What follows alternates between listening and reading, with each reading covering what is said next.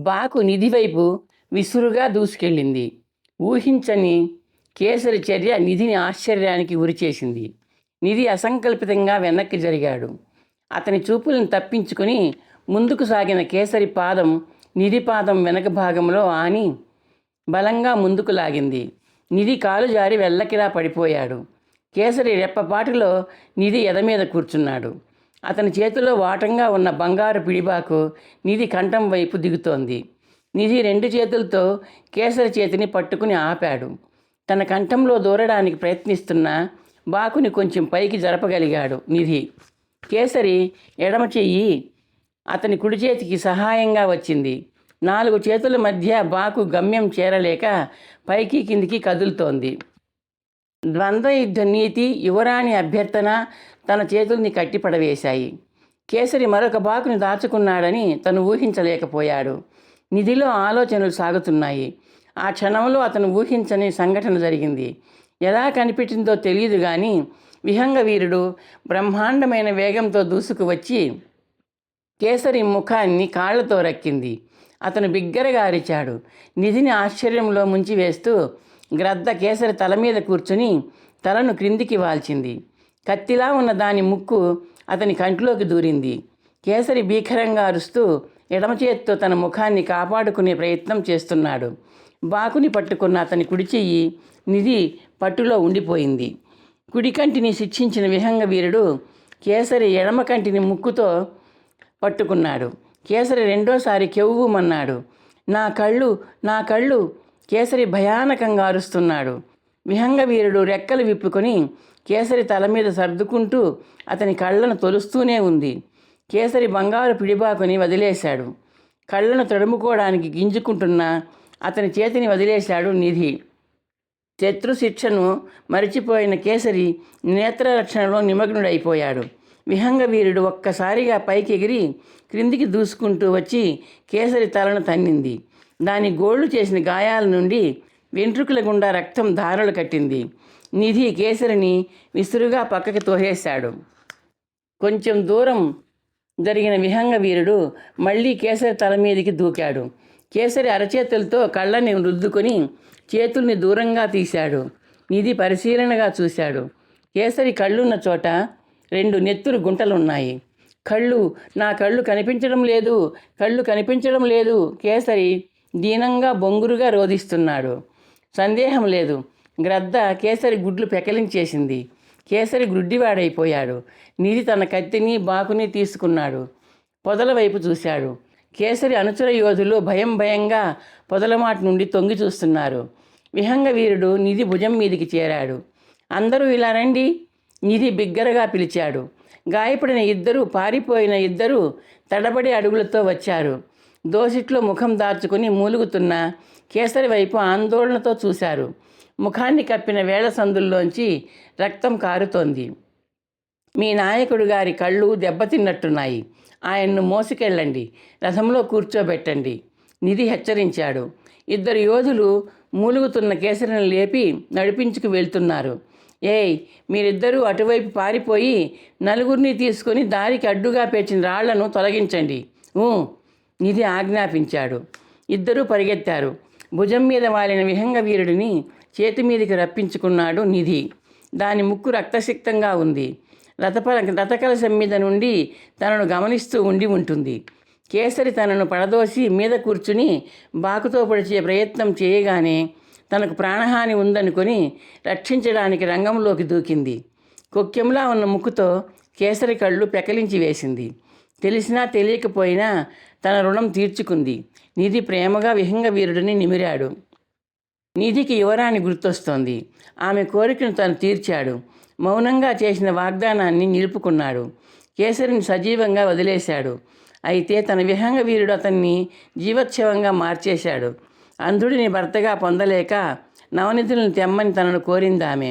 ఆమె కేసరికి కాబోయే భార్య అని అంటుంటారు. అందుకే చంపవద్దని కోరిందేమో. ఇప్పుడేం చేస్తుందామె? నవనిధులు వచ్చాయి. చక్రవర్తి కుమారుడితో గుడ్డివాడితో పెళ్లి తప్పింది. క్రొత్త గుడ్డివాడు కేసరితో పెళ్లి. సమాధానం కోసం తను బుర్రను కెలుక్కోవడం దేనికి? నిధి చిరునవ్వు నవ్వుకుంటూ రథం వైపు కదిలాడు. రథం నగరం వైపు పరిగెడుతోంది. నిధి వాయుని రథం వెనుక పోనిస్తున్నాడు.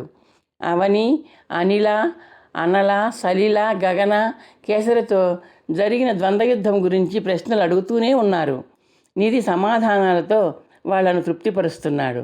కేసరికి తన మీద ఏర్పడిన పగకు నేపథ్యం వివరించాడు.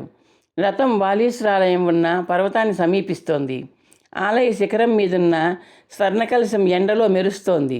నిధి గుర్రాన్ని ఆపి క్రిందికి దిగాడు. ఆలయం వైపు నమస్కరిస్తూ వాలీశ్వరుడికి ధన్యవాదాలు సమర్పించుకున్నాడు. ఆయన సన్నిధానమైన పర్వతం మీదే అశ్వత్థామ తనను ప్రోత్సహించి నవనిధుల వేటకు వెళ్ళమన్నాడు. ఆ గతాన్ని నెమరు వేసుకుంటూ నిధి అశ్వాన్ని అధిరోహించాడు. రథం నగర ప్రవేశద్వారం వైపు పరిగెడుతోంది. ప్రవేశద్వారాన్ని సమీపించిన నిధి అక్కడి దృశ్యాన్ని చూసి ఆశ్చర్యపోయాడు.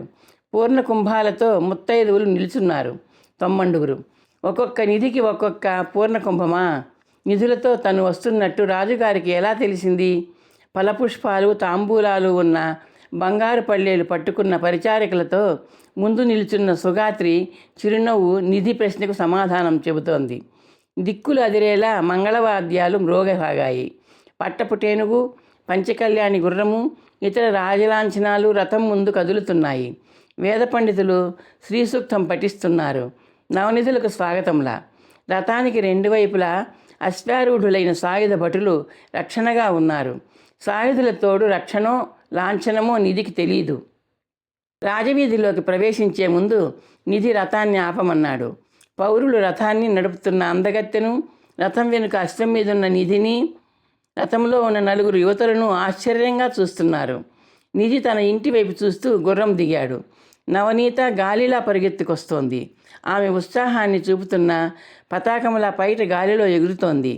కెరటంలా దూసుకొచ్చిన చెల్లాయిని పొదిగి పట్టుకున్నాడు నిధి. అన్నాయ్ అన్నాయ్ అంటూ పలవరిస్తోంది నవనీత. నవనీత శిరస్సు మీద పెదవులతో వాత్సల్యాన్ని అద్దాడు నిధి. నవనీతను చూడగానే అవని, అనల, సలిల, గగన రథం మీద నుండి క్రిందికి దూకేశారు. అనిల సారథి స్థానాన్ని వదిలి తన నెచ్చెల్లెల్ని కలుసుకుంది. నిధి చెల్లెల్ని అందరికీ పరిచయం చేశాడు. 5 నవనీతను చుట్టేశారు. పదండి, మా గృహాన్ని పావనం చేయండి, నిధి చిరునవ్వుతో అన్నాడు. 6 అందగత్తెల్ని ప్రవేశద్వారం వైపు నడిపిస్తూ వాయు నిధి వెంట కదిలింది. విహంగ వీరుడు తటాలున రథం మీద నుండి క్రిందికి వాలుతూ వచ్చి వాయు మీద కూర్చుంది. జనం ఆశ్చర్యంగా చూస్తున్నారు. కర్దముడు, అరుంధతి ఇంటి ముందు నుంచి ఆవరణలో వేగంగా ఎదురొస్తున్నారు. ఇద్దరి ముఖాలు ఆనందంతో చిరునవ్వులు చిందిస్తున్నాయి. నిధి తృప్తిగా చూస్తున్నాడు. తన తల్లి చేతులతో హారతి పళ్ళెం ఉంది. అందులో జ్యోతి వెలుగుతోంది. అమ్మ ముఖం మీద ప్రత్యక్షమవుతున్న వెలుతురు ముందు ఆ జ్యోతి వెలుగు వెలవెలబోతోంది. నాయన, వాలీశ్వరుడికి మేము చేసిన సేవలు ఫలించాయి. నువ్వు క్షేమంగా తిరిగొచ్చావు, నిధికి హారతి పడుతూ అంది అరుంధతి. అమ్మా నాన్నల దీవెన తోడుగా ఉండి నన్ను క్షేమంగా తీసుకొచ్చిందమ్మా. నువ్వు సురక్షితంగా క్షేమంగా తిరిగి రావాలని నేను కూడా గుళ్ళో అనునిత్యము మొక్కుకున్నాను తెలుసా? నవనీత అంది. నేను క్షేమంగా నవనిధులతో లాభంగా తిరిగి రావాలని మొక్కుకోలేదా? నిధి నవ్వుతూ అడిగాడు. లాభంగా తిరిగి రావాలన్న మొక్కు చేసుకోవాల్సింది మహారాజు గారు, కర్దముడు నవ్వుతూ అన్నాడు. నిధి తండ్రిని చిరునవ్వుతో చూశాడు. తల్లిదండ్రులకి కావాల్సిన సంతానం సంపద కాదు. అమ్మా, నాన్న, వీళ్ళు నా ప్రాణ స్నేహితురాళ్ళు. మన నగరాన్ని సందర్శించడానికి వచ్చారు. ఈమె అవని, ఈమె సలిల, ఈమె అనల, ఈమె అనిల, ఈమె గగన. నిధి పరిచయం చేశాడు. చక్కటి పేర్లు, అరుంధతి అంది. చక్కటి చుక్కలకు చక్కటి పేర్లు, నవనీత అంది. అమ్మాయిల పేర్లు పృథ్వీ, వ్యాపస్తేజో, వాయు, ఆకాశాత్ అనే పంచభూతాల నామధేయాల్ని గుర్తుకు తెస్తున్నాయి. కర్దముడు సాలోచనగా అన్నాడు. అదేంటి? అరుంధతి కళ్ళు చిట్లించింది. అదిగో చూడు, విను, అర్థం చేసుకో. ఈ అమ్మాయి అవని అంటే పృథ్వీ, భూమి. ఈ అమ్మాయి సలిల అంటే జలం కదా. ఇంకా ఇదిగో ఈ అమ్మాయి అనల అంటే అగ్ని. ఈ పిల్ల పేరు అనిల అంటే వాయువు. ఈ అమ్మాయి పేరు గగన అంటే ఆకాశం. అరుంధతి నవ్వుతో అంది. అవును నాన్న, పంచభూత దేవతల పేర్లున్న యువతలే నాకు స్నేహితురాళ్ళుగా లభించారు.